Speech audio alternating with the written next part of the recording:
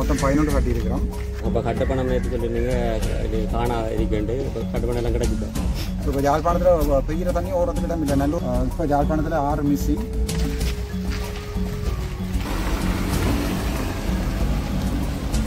வணக்கம் உறவுகளே, இன்றைய காணொலியில் என்ன விடயம் தொடர்பாக பார்க்க போகிறோம்னு சொன்னால், உங்கள் எல்லாருக்கும் தெரியும், இலங்கையில் 2025ஆம் ஆண்டுக்கான உள்ளூராட்சி சபை தேர்தல் விரைவில் இடம்பெற இருக்கின்றது. அந்த தேர்தலுக்கான கட்டுப்பணங்கள் தற்போது ஒவ்வொரு கட்சி சார்பாக கட்டிக்கொண்டிருக்கின்றார்கள். அதன் ஒரு அங்கமாகத்தான் சுயேட்சை குழுவில் போட்டியிருக்கின்ற ராமநாதன் அர்ச்சுனா தலைமையிலான சுயேட்சை குழு நேற்றைய தினம் ஒரு தொகுதி கட்டுப்பணத்தை செலுத்தியிருந்தது. மிகுதி கட்டுப்பண தொகுதியில் மற்ற பல விடயங்களை இன்றைய தினம் யாழ் மாவட்ட தேர்தல் தொகுதி காரியாலயத்தில் கொண்டிருந்தார்கள். அந்த காணொலியை தான் இன்றைக்கு நாங்கள் பார்க்க போகின்றோம். உங்களோட சேனலுக்கு யாராவது ஃபர்ஸ்ட் டைம் வந்திருந்தால் மறக்காம சப்ஸ்கிரைப் பண்ணி எங்கள் சேனலுக்கு ஒரு சப்போர்ட் இருந்தாங்க. இப்போ காணொலிக்குள்ள போகலாம் வாங்க.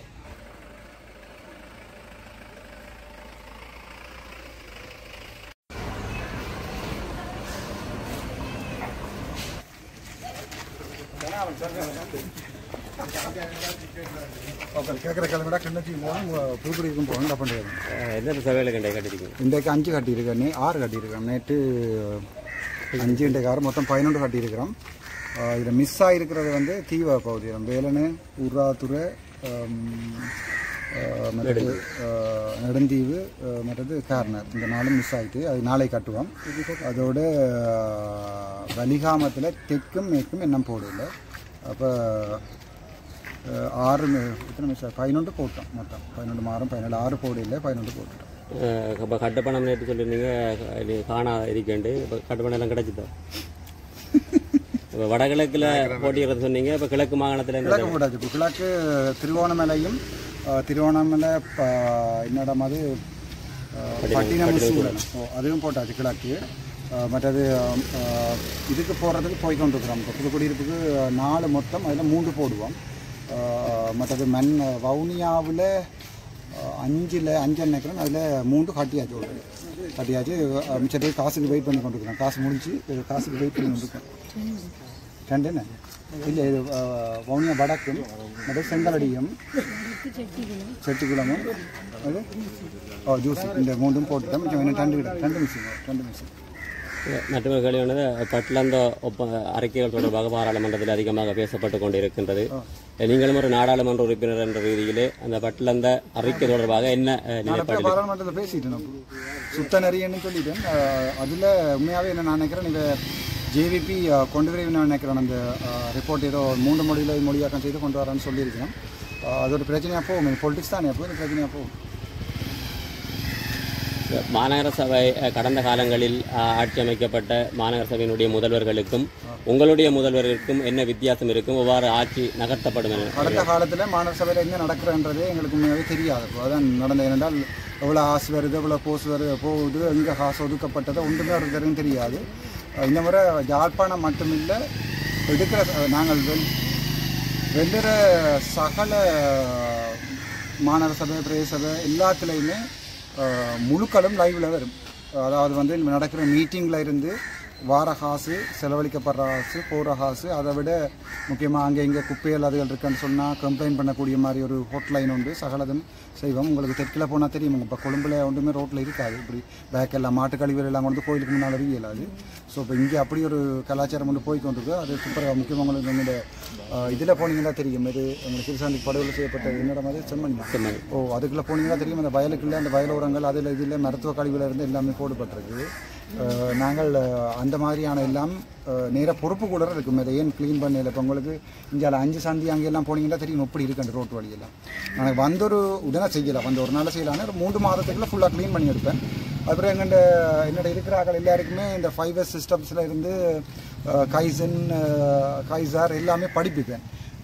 அதாவது இந்த குவாலிட்டி மேனேஜ்மெண்ட்ன்றது துப்புரவாக இல்லை எங்கள்கிட்ட. அது யாருக்குமே தெரியாது. என்னென்று அதில் ஹாஸ்பிட்டலில் நாங்கள் அது மெயின்டைன் பண்ணோம். உங்களுக்கு தெரியும், அந்த கலர் பேக் வச்சு இங்கே பொலித்தீன் இங்கே இதில் உட்கக்கூடிய அப்படி போடுறது, அப்படி முழு சிஸ்டம் செய்வோம்னு நினைக்கிறேன். ஒரு மக்களோட ஒத்துழைப்பு இருந்தால் செய்வோம். அதோட முக்கியமாக இந்த வடிகாலமைப்பு பிரச்சனை எல்லாம் இருக்குது.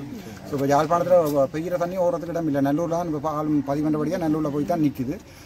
நல்லூரில் இருந்து முழு தண்ணியும் அங்கே கோப்பை பக்கம் போய் குளங்களுக்குள்ள போகிற மாதிரி செய்வோம். தண்ணி இங்கே ஓடித்து நேற்று மாநகர சபையினுடைய முதல்வர் வேட்பாளரை அறிவித்திருந்தீர்கள். அதே போன்று யாழ்ப்பாணத்தில் இருக்கின்ற ஏனைய நகர சபைகள் மற்றும் பிரதேச சபைகளினுடைய தலைவர்களை அறிவிக்க முடியும்? ஒரு பிரச்சனை, நாங்கள் இந்த காமராயர் வரும் வரைக்கும் வெயிட் பண்ண மாட்டோம். என்னென்றால் கௌசல்யா அவங்களுக்கு இன்ஃபார்ம் பண்ணியிருக்கிறோம். நான் எப்பயும் சொல்லிட்டு இருந்தானே. இப்போ மற்றது தங்கச்சி அம்மா என்ன பேர் ஜோகேஸ்வரி, அவள் வந்து வல்வெடுத்துறை போட்டிருக்கோம். பிராசன்னை வந்து பருத்தூர பிரதேச சபைக்கு போட்டிருக்கிறோம். சாவச்சேரி மாநகர சபைக்கு சதீசனை போட்டிருக்கோம், உங்களுக்கு எல்லாருக்குமே தெரியும். மற்றது எங்கள்ட ரெஜியை போட்டிருக்கிறோம் பிரதேச சபைக்கு. மற்றது நல்லூருக்கு எங்கள்ட என்ன பேர் திலீபண்ணாவை போட்டிருக்கிறோம். வேறு மற்ற எங்கள்ட லட்சிகனை வந்து வலியாம் முழுக்க பொறுப்பாக போட்டிருக்கோம். அதில் வலியாம் தென்மேற்கு அவர் பார்க்குறார். மற்றது அந்த அண்ணன் கொடியாமத்துக்கு ஜெயதாஸ் போட்டிருக்கிறோம். மற்றது இந்த மெட்டாங்க போயிட்டு இன்னொரு ஆள் அது வலியாமல் மேற்கல்ல லட்சியம் மேற்கு போட்டிருக்கோம். என்னென்றாப்போ இந்த பிரதேச சபையெல்லாம் ரன் பண்ணுறது சரியான ஈஸி. முக்கியமாக நான் எங்கண்ட ஆக்களுக்கு படிப்பிப்பேன். ஹாஸ்பிட்டல் மேனேஜ்மெண்ட் படிப்பிச்ச மாதிரி அட்மினிஸ்ட்ரேஷன் தெரிஞ்சிருக்கலாம் பெரிய பிரச்சனை உண்டிங்க. இப்போ உதாரணத்துக்கு ஒரு ஃபைவர் சிஸ்டம் அல்லது ஒரு கிளீனிங், அது இப்போ உங்களுக்கு தெரியும் யாழ்ப்பாண கழிவுகள் எல்லாம் ஓட்டு மடத்தில் போட்டு எரிபட்டு பிரச்சனை ஒன்று இருக்குது. அப்படி கழிவு முகாமத்துக்கு சம்பந்தமாக முக்கியமான பிரச்சனை எடுக்கப்படும். அடுத்த நீர் வடிகால் அமைப்பு, அதுக்கு பிறகு இந்த அனுமதி இல்லாமல் கட்டப்படுற கட்டிடங்கள் எல்லாமே ரெகுலரைஸ் பண்ணி வந்த கம்ப்ளைண்ட் என்ன, அதுக்கு எடுக்கப்பட்ட ஆக்ஷன் என்ன எல்லாமே வெப்சைட்ல இருக்கும், பார்க்கக்கூடியதாக இருக்கும். உங்களுக்கு பச்சிலப்பள்ளி பிளாஸ்டிக் போத்தல் தயாராகும். மற்றது பிளாஸ்டிக் போத்தல் எல்லாத்தையுமே நாங்கள் அந்த கழிவு முகாமத்தில் உக்கக்கூடிய பொருட்கள், உக்க முடியாத பொருட்கள், மற்றது சில பேருக்கு வேலை கொடுக்கக்கூடிய இருக்குன்னு நினைக்கிறேன். சில பேர் வெளிநாட்டிலேருந்து சொல்லியிருக்கணும் தாங்கள் அந்த ரீசைக்ளிங் பிளான்ஸ் கொண்டு வந்து போடுறோம்னு சொல்லியிருக்கணும். அப்போ அவை அப்படி போட்டுச்சுன்னா இல்லை கன பேருக்கு வேலை வரும். அதுலேயே திருப்பி ரீசைக்கிள் பண்ணப்பட்டு சாமணும். அதிலேயே பார்த்தா தெரியுமா அந்த அதில் போட்டு வச்சுக்கிட்டாங்க. என்னால் அப்படியானது நடக்கான்னு நினைக்கிறேன். ஒரு நம்பிக்கை ஒன்று இருக்குது செய்யலாம். எப்போ வேட்புமனு தாக்கல் செய்யப்படுங்க? இன்றைக்கு 18 அல்ல 19 நாளைக்கு தாக்கல் செஞ்சுருவோம். காசு கட்டின காசெல்லாம் வேட்புமனு தாக்கல் செஞ்சுருவோம். மற்றது இப்போ யாழ்ப்பாணத்தில் 6 மிஸ்ஸிங், முல்லைத்தீவில் 2 மிஸ்ஸிங், 2 உண்டு முல்லைத்தீவில் உண்டு. வவுனியாவில் இந்த தெற்கு சிங்கள பிரதேச போடையில் மற்ற வவுனியாவில் 1 மிஸ்ஸிங். மற்றது மன்னார் இன்னும் ஃபுல்லாக கம்ப்ளீட் ஆகலை. மன்னார் தான் பிரச்சனையாக இருக்குது. மற்ற இடமெல்லாம் சரி.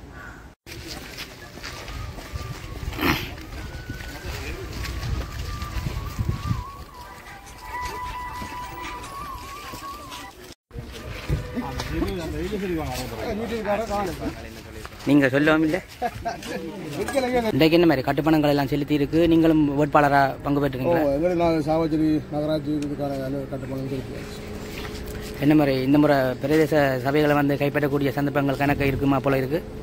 இப்போ எங்களுக்கு வந்து நாங்கள் எங்களை வெற்றி வாய்ப்பு பகுதியில் எங்களுக்கு வந்து நேரங்கள் காணாது. மற்றது வந்து ஒரு எங்களுக்கு ஃபஸ்ட்டு உள்ளாட்சி சபை ஆட்கள் அதிகமாக கொண்ட உறுப்பினர்கள். அப்போ நாங்கள் வேகமாக எங்களுக்கு எது சாதகமோ அதை கைப்பற்றுவோம், மாற்றமில்லை.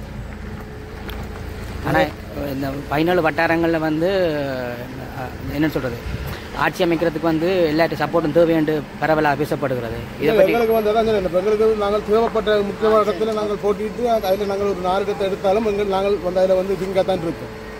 அப்போ எங்கள்கிட்ட வாரவன்ட்ட வந்து அதுக்கு நாங்கள் பேரம் பேசுவோம், அதுக்கு ஏற்ற செய்வோம். இப்போ எங்களுக்கு எங்கள் கட்சியின் 2வது தேர்தல் சந்திக்கிறோம். அப்போ எங்களுக்கு வந்து இப்போ பிறந்த வேலை திட்டங்கள் இருக்கிறபடியாக நாங்கள் முதலாவது மெயினான இடங்கள் சாவச்சி, வடமாட்சி அதெல்லாத்தையும் கைப்பற்றி தீர்வோம். அதை வவுனியா வடக்கு இது முக்கியம் எல்லாம் சிங்கள குடியேற்ற பிரதேசங்கள். அந்த வவுனியா வடக்க முக்கியமாக பண்ணுறோம்.